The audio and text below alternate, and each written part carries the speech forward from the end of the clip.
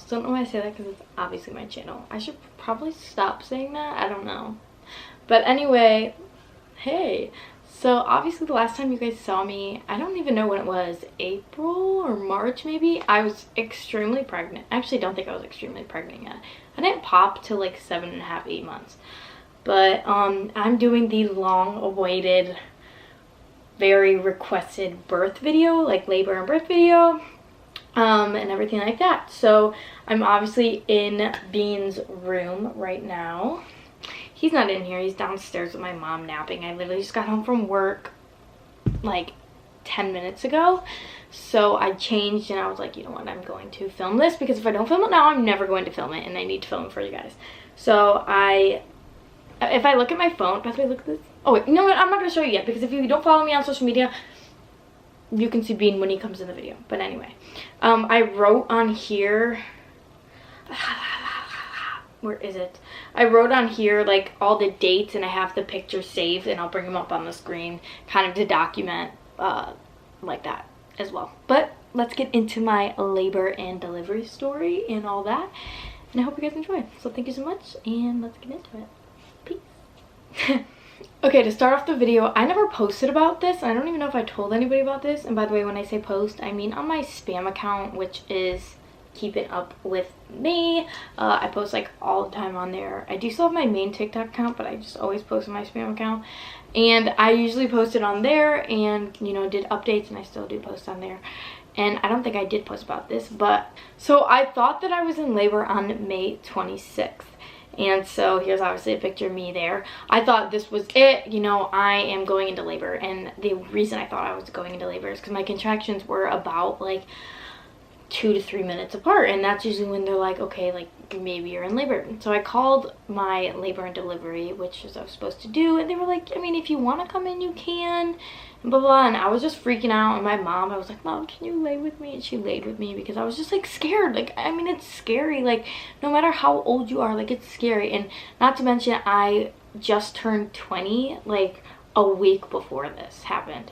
A week before, oh, I gave birth to him 9 days after my birthday, but I was just like freshly 20 years old, and I just like, it doesn't matter how old you are, when you have your first kid, you're fucking terrified and you want someone there, and I wanted my mom. And so I was like, Mom, can you just lay with me? Like, I'm so scared. And it was like, it wasn't hurting. Like, that's the thing. My contractions that I was having on the 26th was not hurting me.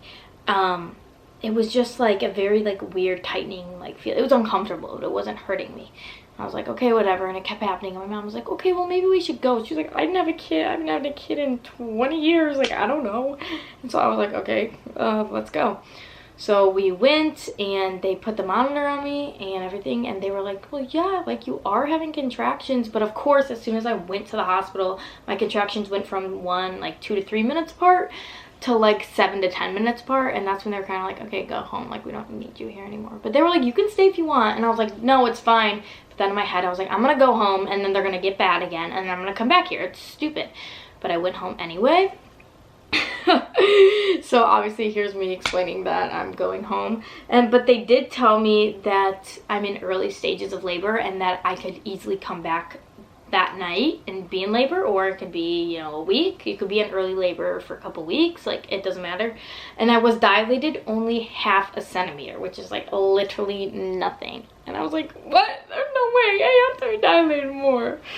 I was like, there's no way. Ain't no way. Whatever. So I was just like, okay, well, I guess I'll go home. So I went home. And not to mention, I was doing lots of like labor inducing hacks. Nothing like bad, but oh my god, my hair's a mess. I'm so sorry. I was doing a lot of like labor inducing hacks, meaning like, you know, walking and like going on the yoga ball and going like this and like squatting and just like doing everything I possibly could. There is something called raspberry leaf tea, and it's supposed to kind of like nasty. I mean, not really, but I don't know why I said nasty, but it's weird how it works. But basically raspberry leaf tea like thins out like your uterus wall, and so that's what when you dilate, like that's what, you know, like opens and thins out and stretches. So like when people go through labor and they say like they tear, that means like you know, their uterine wall was not elastic enough and it just like tore. So this tea was supposed to make it super like stretchy and like prevent tearing. And I was like, my coochie ain't about to tear at 20 years old. I'm drinking that tea and I'm drinking it. So I made it iced and I drank it for like a while. Like I think I drank it like religiously for like the last like week that I was pregnant. And then I was eating like spicy stuff you're supposed to eat. I'm not a big spicy person, but I love these Trader Joe's Takis. They aren't even that spicy, but I ate like 2 bags of those. And I was walking and everything. And, you know, I was told by my OB and just everyone in general, they're always like, you know, like first time babies don't come early really that often. It's usually like the second time babies and babies after the first that come earlier, just because your body's like used to it and whatever. So I had it in my mind that like he was not coming, but I knew. I was like, this body can't do it no more. I'm a strong, independent 20-year-old woman, but this body is done. She done. She can't do it no more. She breaking to the breaking point. So that whole week after I was there on the, what did I say, the 26th? Sorry, I'm just making sure I don't want to get it wrong. 26th. So the 26th through the 29th, I was just in pain. And in pain. And in pain. And in pain. But again, not pain, just uncomfortableness. And I was like, oh, I can't move. I do want to put in a side note. I ended up taking my leave of absence at work the first week of May, just because it was getting so hard for me. Like I had to sit at the register. I could only do register. I couldn't bend down. I couldn't do anything. It was just getting very difficult for me. And I was only working like 4-hour shifts. It was just pointless. So I ended up just leaving like a little earlier than I was supposed to. My coworkers and everybody was super nice about it and everything like that. And I'm actually back to work. I've been back to work for a couple weeks now and I love it. But I work at Starbucks, just so you guys know, because I don't know if I ever mentioned that, but I do. And so all of that happened, you know, I'm in labor, or not, no, not in labor. Well, I'm in early stages of labor, but I wasn't in active labor. Anyway, so then I'm going to sleep on the 29th of May. And, you know, I'm just like really uncomfortable. And, you know, like, I've always been uncomfortable, but it was just very uncomfortable that night. And before I went to bed, I was huge. Here I am. And looking back at pictures, I'm like, oh my God, like, I was big. I was a big little pregnant girl. From the back, you couldn't even tell I was pregnant. And then I turned and be like, kind of funny. But, so, you know, I took that picture before I went to bed because I was just like, is she big right now? And I just couldn't sleep that night. I was just waking up a lot. Not really, again, in pain, just uncomfortable, waking up a lot. And I was like, okay, whatever. So that morning at 5:44 in the morning, I took this Snapchat. I documented this all on my Snapchat just because, you know, it saves everything. So here it is, you know, I'm saying that I'm in pain. I'm contemplating going to the hospital, but I don't know if I'm going to go yet. This is now May 30th. So that was at 5:40 in the morning. And I was just, again, you know, I was uncomfortable. It wasn't anything terrible, but my contractions started to get back to 2 to 3 minutes apart. And so I was like, okay, here we go.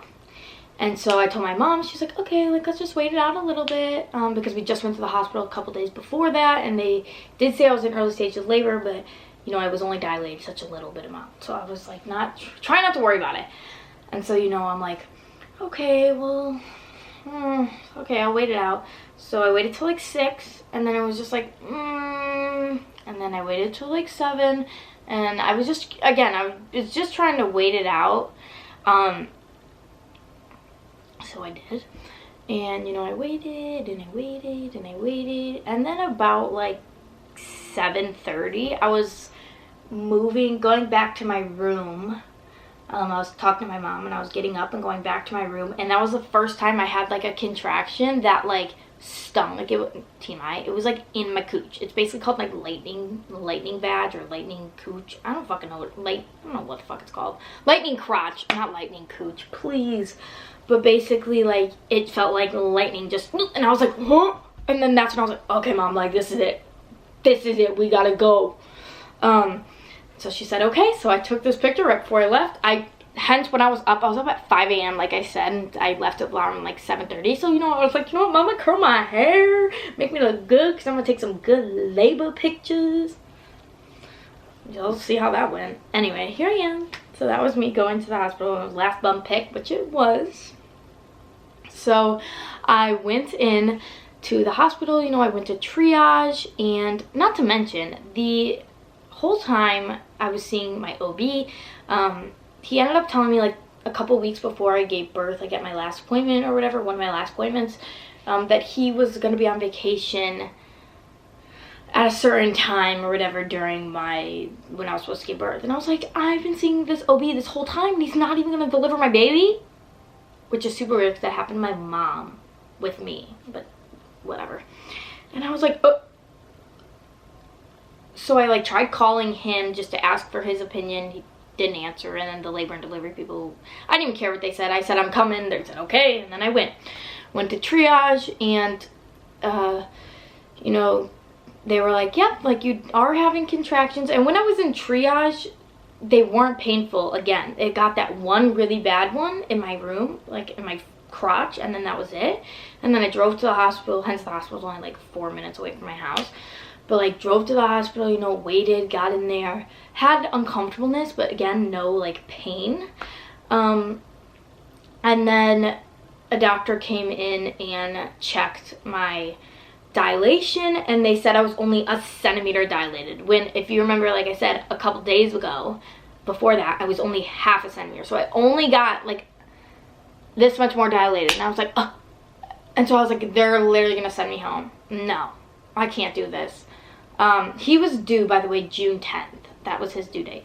And I was just like, okay, like whatever. I was just like so stressed. She's like, you know what, like the nurse, she's like, I'm gonna go check with the doctor, see what he thinks, and I'll get back to you guys. And I was like, okay. So now I'm waiting in the triage room with my mom. And once she checked my dilation, obviously she had to go all up in there, and I think that kind of like made a shift in my body, obviously, because there was like movement going on down there when she was checking my dilation. And so then my contractions started to get painful. Not like I can't, like unbearably painful, but it was like it hurt a little more than it was prior to that. And so then I was like, oof, oof, oof. It was hurting, and she came back and she says, okay, so the doctors decided to keep you here and we're gonna have this baby. And I was like, and then it hit in my brain, and I was like, holy shit, this, I'm literally pushing a human out of my vajay in God knows how long. And I think that's when it hit me, and I was like, what the fuck is going on? She said the only reason they ended up keeping me there was because I was 80% effaced. And if you remember what I said earlier about the raspberry leaf tea, that's what makes you stretch and thin out. So I was 80% thinned out, but I was only a centimeter dilated. They can give you something called, why am I tweaking? Pitocin or whatever it's called. So that like helps induce the labor. Like they give that when you need to be induced and things like that. So they could have given me that if I needed to, you know, induce and like make it go faster. They do that especially with people that are like in labor for a really long time. But by the time I went from triage all the way to by the time I went from triage and got like into my room in labor and delivery, I went from a centimeter dilated to 4 centimeters dilated. So I was going really fast. Like all of a sudden, once she like checked my dilation and kind of got everything moving up in there, I started dilating really fast. I had never put this picture up, but this is me, you know, confirming that I was in labor to my documentation series. And by the time I got to my labor and delivery room, I was getting my contractions a lot more painful, like a lot more painful. Like at that point I was crying, okay? I was crying, but I was also just so emotional and like scared, and there was just so much going on. Like I was just terrified. terrified and whatever. And so here's a picture of me again, you know, in labor. And it's Memorial Day also, obviously. It's May 30th, so it's Memorial Day. So my cousins are all Snapchatting in a group chat that we have, and I literally send this picture. And I'm like, hey guys, not gonna make it. And it was at my house, because everyone's like, where is she? I'm like, labor, in labor, And so that happened. And I started to get really bad contractions. And I knew I was getting an epidural, but I was terrified more of the, like, feeling the epidural than, like, the birth part. It was super weird. Like, getting the epidural, because I don't like needles. Funny, because I have tattoos, but I don't like needles. And I was very stressed out about getting the epidural. And they say it takes almost like 5 to 10 minutes to get the epidural. And you know, you have to stay really still. And I was like, I'm having contractions. They're gonna move and they're gonna paralyze me and like all this stuff. The anesthesiologist that did it was amazing. He literally got it done in like 2 minutes. And they said that was like the fastest he's ever done it.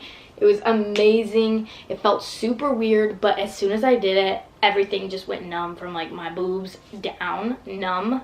And like I would ask, I was like, am I like still contracting? And she's like, yeah, every minute. I couldn't feel anything. It was amazing. It was so good. It was so good.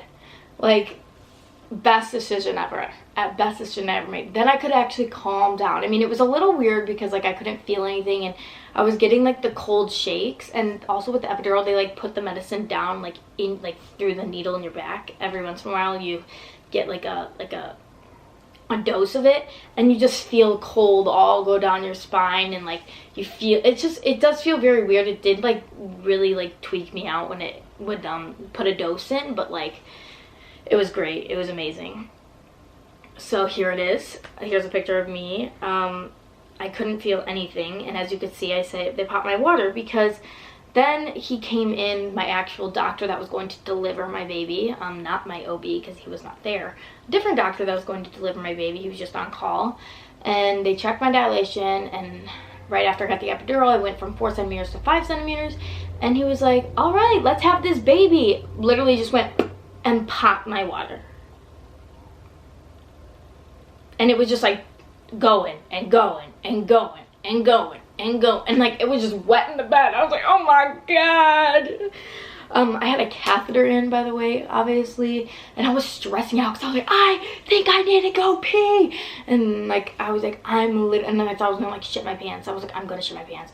And they're like, do not go to the bathroom. This was before I had like the catheter and the epidural and everything. And I was like, oh my God. So then they gave it to me, and I was just like convinced that I was shit in the bed. I wasn't. I was convinced I was because I couldn't feel anything. My mom was actually like, you're peeing, like through the catheter. I'm like, I am, because I literally couldn't feel anything. I was like, I'm peeing, what the fuck? You don't know, it's so weird. So when they accidentally, like at the end of all that, then they took out the catheter, I was like, what the fuck, I actually have to go pee by myself now. But yeah, they popped my water, and I don't know if I wrote a time. I didn't. I don't remember when they wrote, I don't fucking know what time it was, but they popped my water, and all of that happened. And then I started to have to move around a lot because of the fact that I'm diagnosed with anxiety, and so they couldn't decide or like tell if I was having a panic attack or if I was having like breathing heart issues.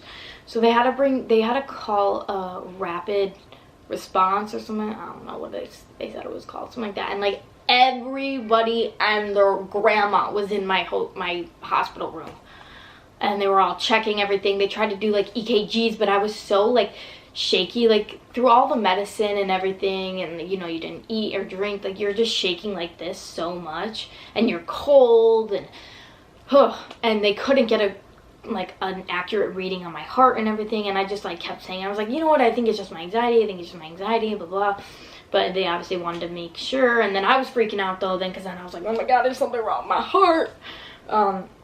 So they did all that, and they ended up not getting a reading obviously because they couldn't. And then the baby started to have a heartbeat that was dropping, and they didn't tell me this till after I delivered him.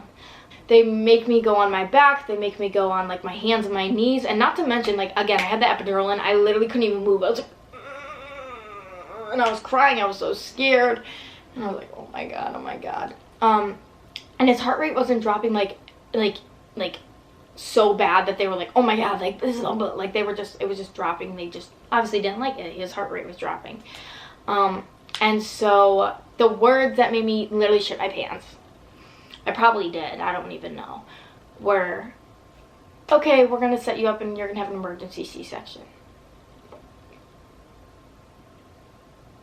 Oh, by the way, I was 6.5 centimeters dilated by that time. And I was like, I'm right there.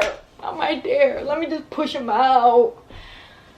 And they're like, no, no, no. And, you know, I thought there. And that's when I broke the fuck down. I'm bawling. I'm crying. I'm screaming. My mom was like, you're taking this so well. Like, you got this. And being so supportive throughout that whole thing. And I was just terrified and terrified. And I thought, you know, I'd have a little bit. No, they said that. They moved me to a different bed. They moved me to the OR. And I'm sitting there by myself for probably like 10 minutes while they get everything ready. And I'm like, where is my mom? I need my mommy here with me, please. It was terrifying. And I got, finally, the C-section got in there or whatever. My mom was in there. They're like, hey, can you feel this? I said, no. And they said, okay. And I'm like shaking this whole time, like literally like this up here because like everything's so cold, the epidural, whatever. And so they cut me open and obviously they push him out. Okay, so I don't even know. Okay, so okay, so pretend I'm pregnant, okay? I'm laying down. They cut down here, like the scar, my scar is like on the top of like my cooch. Like it's very low, like you can't see it with underwear on or anything. I have my belly ring out, by the way. I don't know why, I just took it out, but anyway. So it's actually really nice, you can't see it. But anyway, I'm pregnant, and here, let's pretend I'm pregnant. And they cut right down here, and so then they cut and they're pushing from down here. So all I feel is pressure. I can't feel anything. No pain, nothing like that. Just pressure because they're pushing him out, pushing him out, pushing him out. So they finally get him out, and I didn't notice. I'd never really thought about this till like now. I never thought like I need to hear him cry. I was just so scared, but he wasn't crying. He didn't make any noise. They didn't say anything. I'm just like freaking out by that point, and it's like probably like a minute or two after he's been taken out of my stomach, and they haven't said anything to me. And then I saw my mom look, and then I was like, oh my god, what the fuck's going on? So then I was like, is he okay? Is he okay? Is he okay? And all they were saying were like, you know, NICU's gonna work on him, NICU's gonna work on him, because they couldn't tell me anything. And I was like, holy shit. So then I'm bawling my eyes out. I'm like, I did something wrong. Obviously I did something wrong. Like I had to have an emergency C-section. I didn't do something right. Like I hurt my baby. What is wrong with him? Why can't I see him? Why can't I hear him? And I was basically just freaking the fuck out. I mean, obviously, you know, you have your baby, you want to do the chest to chest, you want to skin to skin, you want to feel him, you want to see him, and I couldn't do that, and it was so fucking terrifying and sad, and I hated it. And after like 5 minutes, you know, they're like, all right, NICU's gonna take him. They literally went like this. I saw a glimpse of my son. I literally saw a glimpse of him, and they took him away. And they took him away, and they moved me to triage back again. So here's a picture. It says surviving him not having a cone head. I had no torn badge, obviously, because I had a what's called, I had a C-section. And here's just another picture of me 2 hours after. You know, I'm just chilling. It hasn't really hit me again yet, like what the hell just happened. It was just like that. And you know, I was just, this is when it gets weird, okay? This is when it gets weird. Do you hear him? He's talking down there. My mom's talking to him. Anyway, this is when it gets weird. So it's around, like I said, 2 hours after I gave birth, and still nothing about my son. Nothing about my son. I don't know where the hell he went. I don't know why the hell he went there. I don't know what condition he's in. I don't know what the fuck he looks like. And they kept coming in asking me, like, what's his name? What's his name? And I was like, I want to see my son to name him and see his face, and I haven't even fucking seen him, and it's been hours. Hours go by. I gave birth to him, by the way, at 2:13 p.m. No, at 2:13 p.m. I gave birth to him, and he was 7 pounds 9 ounces and 20 inches long, which is very funny because everyone was like in the hospital when I would go and see him, they would be like, that one's him, he's big, you're small. I was like, yep, that's mine. The reason why he was so inflamed and enlarged, which you'll see in a picture, is because of all the C-section and the fluid, and I'll tell you this in a second. Anyway, it is 10 p.m. and they finally, I'm calling, NICU, I'm calling labor and delivery. I'm like, where's my son? Where's my kid? I haven't seen him. So at 10 p.m., here it is, I finally get to go down to see my son. And this is what he looked like before. If you don't want to see him, he just has a lot of machines on him and wires and everything. So just, warning for that. But here he is. This was him.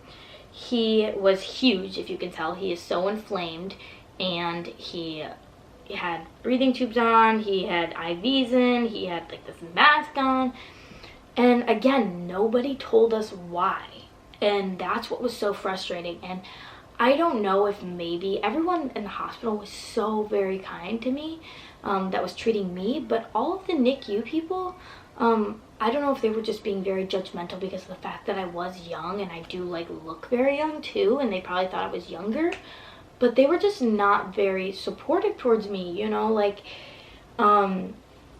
I feel like if I was older, they would have told me everything about my son, but they didn't tell me anything. They kind of just put me in the back, and it was just very upsetting to be, left in the dark about my son's care. So again, he's in the NICU, and I see him and all these wires, and they didn't tell me why he was there or how long he'd be there or anything like that. And if you see in his face, he had lots of wires, and he's very puffy. I'll post more pictures here. He was just very inflamed and big. I didn't find out now, but later on I found out the reason why he was so inflamed was because he swallowed fluid. He just had fluid in his lungs, and it wasn't like he swallowed the poop, how that happens sometimes and it's deadly. It wasn't like that. He just swallowed fluid and it got in his lungs. And then also the reason why his heart rate was dropping was because of the umbilical cord was wrapped around his neck, and it wasn't choking him where he couldn't breathe. I guess it was a little strained. That was the reason why he was in there and everything like that. I got to see him, for the first time. I didn't get to hold him or anything. I just got to see him. And then on, May 31st, I went back down there and saw him.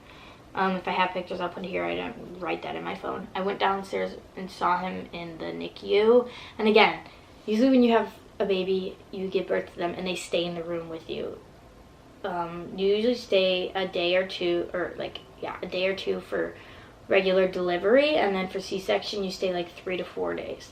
But he was in the NICU, so I didn't have time to breastfeed him. I didn't have time to see him and have time with him. I had to go all the way downstairs to see him, and I could only see him for a little bit because there was just nothing to do. He was so tired and all wired up and whatever.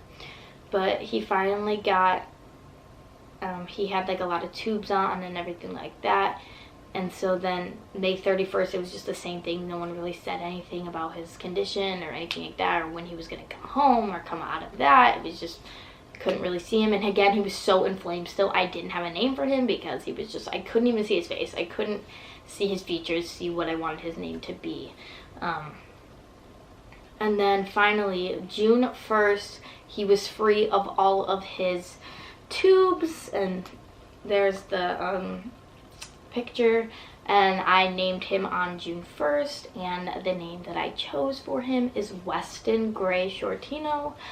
He has my last name, and because he's my baby. And he was free from all of the tubes and stuff, but he was still very inflamed. He was on a feeding tube as well. an oxygen tube and IVs and all of that. And he got free of all of those, which was amazing. It was so good. It was so refreshing to come down there and just see him with nothing on. And they told us that, like, you know, on June 2nd, you can go home. And so June 2nd, I thought I was going home. And I took this picture, and I was, like, so excited to go home. Happy discharge day. And then, again, more communication was not given to me, and they were like, I got him all ready to go, and they were like, you're not going home. And I was like, what? It was very weird. Not to mention, when I first went into the NICU, like, the lady was very rude to me. Like, she was like, you do know how to change a diaper, right? And I was like, yeah. And, like, she was like, you know, you can't party all the time, right? Like, your life's never going to be the same. Just all this stuff, it was very, very just disrespectful, and it was not a good experience. It was very rude, and, like, whatever. By the way, I forgot to mention this, but the doctor said he would have been like 6, 11 pounds, 7 pounds when he was born if it was like a vaginal birth because of all the fluid and everything. But the day after he was born, he went from 7'9" to 7 pounds. They usually lose a lot of weight just because it's all water weight and stuff. So he did lose a lot of weight from all the inflammation and everything like that. But then on June 2nd, you know, I go home. I get discharged, but he's still there for another night. I get discharged, and I'm just crying in my house because, you know, like, he's in the NICU, again, for no reason. He got the tubes, everything out, and every time we'd say, like, how is he? They'd be like, he's so good, and they wouldn't let me take him home. And he was there for 5 days. He was there for 5 days. For no reason.